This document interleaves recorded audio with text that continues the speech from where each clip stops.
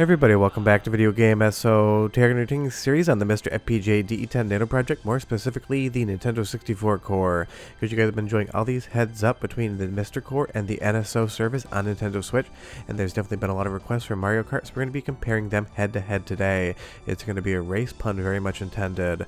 Before we get too far involved though, do me a huge favor, go down below, hit like and subscribe, and ring that notification bell, definitely helps us out. And if you feel so inclined to want to support the channel, I got a Patreon link down below as well. And I apologize in advance if my voice isn't perfect today. I am in the middle of being sick, but the content still needs to be made, and YouTube algorithms still need to be satisfied. But right off the top, what can you say about Mario Kart? It is one of those games on Nintendo 64 that's so synonymous with the hardware. This is one of the primary reasons there's 4 controller slots on the actual front of the hardware. When you played this game back in the day with friends, you absolutely loved it. You were yelling, you were screaming. It was a good time, and it is still one of those classic Nintendo 64 games. And here on the MiSTer FPGA core, it runs every bit as good as it would on real hardware. And this was one of the first games that actually saw life on the core. We were racing around at like 4 frames per second with some black boxes, not even having character sprites. And take a look at that lightning you just saw there. That's going to be very important because the lightning implementation, at least in the NSO core, seems to be completely wrong. As we do the first lap here, you can just kind of get a sense of the screen motion. This is going to be the big delineating factor between the core and NSO, and just how the frame pacing and frame rate holds up between the two.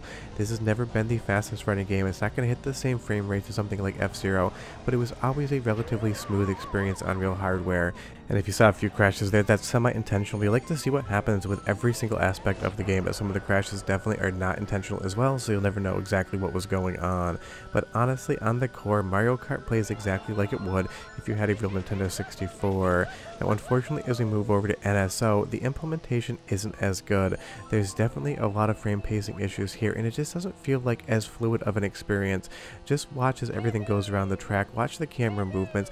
There's definitely some jerkiness to it, which just isn't going to be anywhere near as good as playing on real hardware, and that seems to be the common factor on the NSO Nintendo 64 emulation implementation. Some games seem to be 100% perfect, but some games seem to have some hitching and some frame pacing issues, and that definitely isn't something that's going to be an optimal experience, especially for a racing game. And that's what we're kind of getting here in Mario Kart 64. There's a lot of hitching, there's a lot of stuttering, it just isn't as fluid of an experience. And I'm not saying this isn't still a fun game to play on NSO, it definitely is, but it wouldn't be considered the optimal way to play. Real hardware, Ares emulation, MiSTer FPGA cores would all be giving you a quote-unquote better experience. But I totally get that some people like the graphical enhancements. You're definitely getting an internal rendering resolution bump here, so if that is what you're looking for primarily, then NSO is going to be the version you want to play. And it's not like this is going to be an unplayable game in any way, shape, or form on NSO. It is still Mario Kart, it is still fun. There's just a fluidity issue in how those frames are drawn. It really seems to kind of just ramp up and down. Let's go to a side-by-side comparison. NSO on the left and MiSTer FPGA on the right.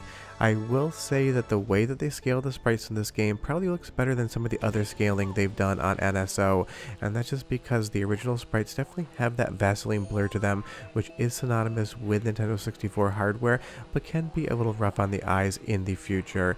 So at least on the sprite scaling here and all of the polygons, it does look good, but there's going to be some seams in some of the textures on the ground, and those seams are going to be massive and obvious when this game is actually scaled, and is almost going to be what I would consider ugly. Some stages are going to show it more than the others, but do take a look at the actual course ground, and you will see sometimes that the seams just look completely not out of place, but way more apparent.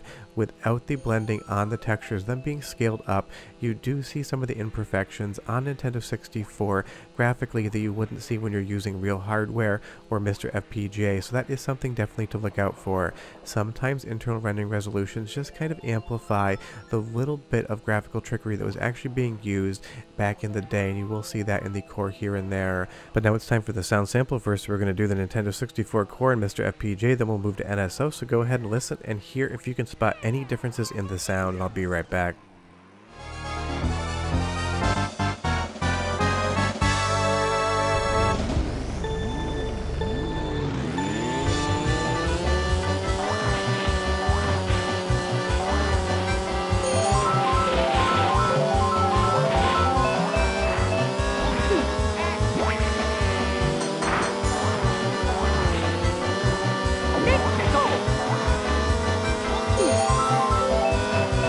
Go!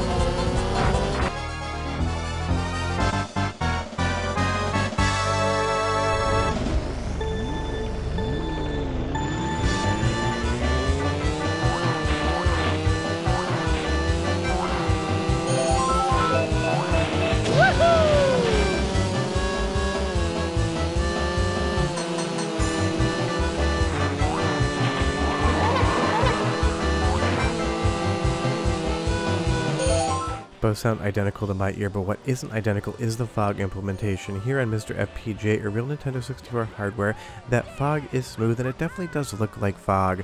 That was a draw distance trick, so they could basically just hide some of the drawing and give you a more smooth presentation, and it has a certain vibe and look that is working correctly here on MiSTer FPGA as it would on real hardware. When we go back to the NSO footage, that fog has this hard cutoff that basically feels like it's drawing in such a weird manner. Also, take a look at the ground here as you come around the corner. There are seams in the coarse texture, but they are very hard to spot in motion. When we go back to the NSO footage, you're going to see gigantic seams on the ground, which just don't look anywhere near as good as the actual real hardware or the FPGA implementation. So as we move back to NSO right now, just look for that and look at the fog.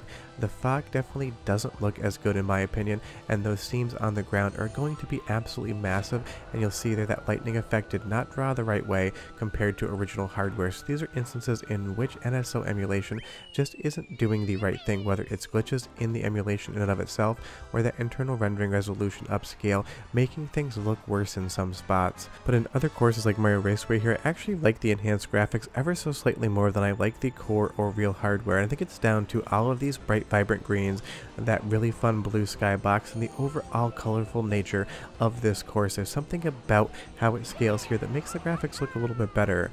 Unfortunately, as far as the screen cadence and pacing is concerned, it's not going to be any sort of benefit because, again, this game just seems to be pretty much all over the place when it comes to the actual way it draws its frames. It doesn't seem to be adhering to any sort of set interval, and that definitely is going to be something that you can see in the footage and definitely feel when you're playing. And if we go back to the original core, you'll see here that obviously the graphics take a downgrade, but the screen pacing 100% adheres again to what Nintendo 64 should do, and that definitely is something that you need to look for in the footage, but it's absolutely something you're going to feel in the gameplay, because these are games that definitely require that solid control scheme. They require a really good frame pace and a consistent frame pace at that, and on NSO that seems to be the #1 thing. If we find issues compared to FPGA cores of real hardware, you're going to find that the frame rates are just all across the board, and it's going to give you a worse experience.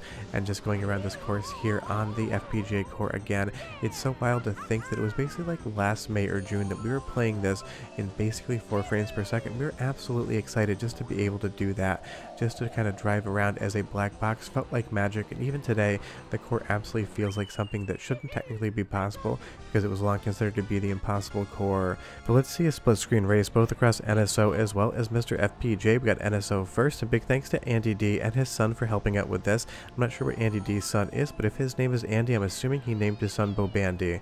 All jokes aside, it is fun to see the 2-player race here, and at least in my testing kind of playing around with this, it does seem like the 2-player heads up runs ever so slightly smoother, and you get less of that jumping around as far as the frame rate is concerned.